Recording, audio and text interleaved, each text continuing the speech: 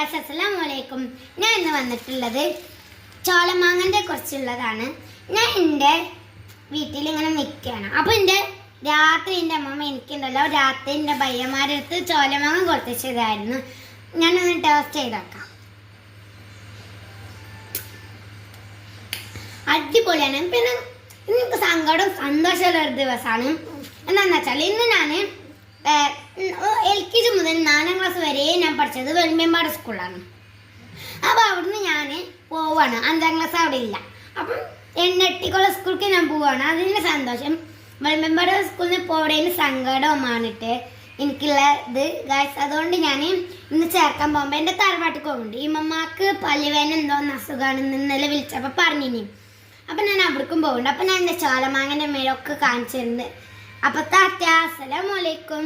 എൻ്റെ ചാനൽ ആദ്യമായിട്ട് കാണുന്ന എനിക്ക് സബ്സ്ക്രൈബ് ലൈക്ക് എല്ലാം ചെയ്യണേ. ടാറ്റാ.